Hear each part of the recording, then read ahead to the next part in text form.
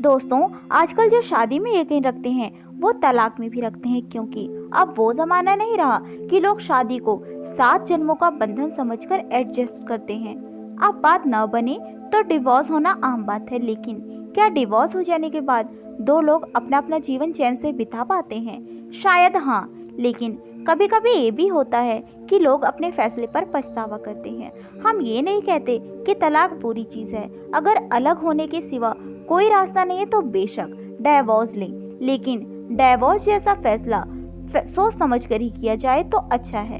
अपने पति को तलाक देने के 2 साल के बाद एक महिला ने अपने पछतावे की जो कहानी सुनाई, वो तैश में आकर फैसला लेने वालों के लिए एक सबक है। मेरा नाम आयशा है और मैं 30 साल की हूँ। मेरी शादी हुई थी और पति से अलग हुए मुझे 2 साल बीत चुके हैं। जब मेरा तलाक हुआ तो मेरा परिवार और मेरे दोस्त मेरे लिए फिक्रमंद थे कि मैं अब अपने लिए एक नया साथी ढूंढने में सावधानी बरतूं। सच कहूं तो तलाक के बाद कई लोगों के साथ डेट पर भी गई हूं, लेकिन उनमें से कोई भी मेरे एक्स हस्बैंड की तरह अच्छा नहीं है। जितना ज़्यादा मैं सोचती हूँ उतना ही ज़्यादा मुझे महसूस होता है कि मेरा पहला पति ही मेरे जीवन का सबसे अच्छा आदमी है जो मुझे मिला था। 2 साल में हम एक दूसरे से कभी नहीं मिले। हम पहली बार कॉलेज में मिले थे और एक ही कंपनी में काम भी करते थे। कॉलेज और वयस्क जिंदगी के बदलाव काफ़ी कठिन थे, लेकिन फिर भी हम दोनों एक दूसरे के साथ थे और तभी मुझे उससे प्यार हो गया था। फिर हम एक छोटे से घर में शिफ्ट हो गए। उस वक्त हमारे पास बहुत पैसे नहीं थे, लेकिन मुझे याद है कि वो मुझे कुछ भी दिलाने के लिए हमेशा तैयार रहता था। मुझे हैंडबैग दिलवाने के लिए उसने खाना नहीं खाकर पैसे बचाए थे। मैं एक बिगड़ी हुई शहजादी की तरह थी, क्योंकि वो मुझे कभी घर के काम भी नहीं करने देता था। मुझे खुशी थी कि मुझे एक ऐसा शख्स मिला था जिसके साथ मैं अपनी पूरी जिंदगी बिताना चाहती थी, और जल्दी ही हमने शादी कर ली। शादी के बाद वो वैसा ही पति बना रहा जैसी मैंने कल्पना की थी। मैंने कहा कि मुझे कुछ समय बच्चे नहीं चाहिए, और अपने परिवार का अकेला बच्चा होने के बावजूद भी वो मेरी बात से सहमत था। मैं नहीं चाहती थी कि वो स्मोक करे, तो उसने कभी नहीं किया। जब मैं बीमार पड़ी उसी ने मेरा ख्याल रखा। मैं स्वार्थी और ज़्यादा स्वार्थी होती गई और मैंने उसकी भावनाओं को अनदेखा करना शुरू कर दिया।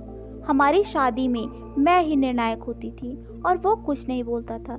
मैंने हमेशा यही सोचा कि मेरे स्वार्थी रवैये के साथ सहमत होना ही उसका मेरे प्रति प्यार जताने का तरीका था, लेकिन मैं गलत थी। उसके सहने की भी एक सीमा थी। हमने तलाक ले लिया, लेकिन जब भी उसने इसके लिए मुझसे माफ़ी मांगी, उसने कहा कि वो शर्मिंदा है कि वो मेरी इच्छा के मुताबिक एक अच्छा पति नहीं बन सका।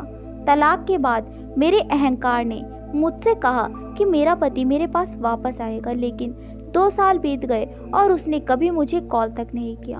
और इस वक्त तक मैं भी ये समझ चुकी थी कि हमारी कहानी अब खत्म हो चुकी है। एक दिन मैं अपने कॉलेज के दोस्त की बर्थडे पार्टी में गई थी। पार्टी से पहले मैं एक ब्लाइंड डेट पर गई थी, लेकिन वो बहुत बुरी थी। कॉफ़ी ख़त्म होने से पहले ही मैं उसे छोड़कर पार्टी में से आ गई थी। उस पल मुझे अपने पति की याद आई कि वो कितना मृदुभाषी था, कितना प्यार से बोलता था। मुझे एहसास ही नहीं हुआ कि मेरे आंसू बह रहे थे कि तभी एक शख्स ने सामने की कुर्सी हटाकर मुझे टिश्यू पकड़ाया। जैसे ही मैंने ऊपर देखा मैं चौंक गई। वो मेरा पति था जो मेज के दूसरी तरफ बैठा हुआ था। एक दूसरे से अलग होने के 2 साल बाद उसे अपने सामने बैठ देखकर बस मैं इतना चाहती थी कि उसका हाथ पकड़कर उसे एक दूसरे मौके के लिए पूछूं। जब मुझे लगा कि वो पार्टी में अकेला आया है तो मेरे दिल में उम्मीदें जगने लगी। क्या वो अब तक सिंगल है? क्या हमारे दोबारा मिलने के कोई चांस है? लेकिन तभी उसका फ़ोन बजा और उसने फ़ोन उठाया। उसने फ़ोन पर कहा, ठीक है, मैं 1 मिनट में तुमसे मिलता हूँ। वो मेरी तरफ देखकर मुस्कुराया और मुझसे कहा उसे जाना होगा। वो दरवाजे के बाहर गया जहाँ एक खूबसूरत महिला उसका इंतज़ार कर रही थी, और उन दोनों ने एक दूसरे को किस किया। उसे एक दूसरी महिला के साथ प्यार में देखकर मेरा दिल डूब गया। हम एक दूसरे से प्यार करते थे, लेकिन मैंने उसकी कदर नहीं की, और अब जब वो जा चुका है तो मैं उसे मिस करती हूँ। तो दोस्तों, ये थी हमारी आज की कहानी, और अगर आज की हमारी ये कहानी आपको अच्छी लगी है तो इस कहानी को लाइक कर दीजिए, और साथ ही साथ आपको इस कहानी से क्या सीख मिली है हमें कमेंट बॉक्स में कमेंट करके अपनी राय ज़रूर बताएं। फिर मिलेंगे ऐसी ही अगली नई कहानी के साथ। तब तक के लिए हंसते रहिए, मुस्कुराते रहिए और जुड़े रहिए हमारे चैनल के साथ।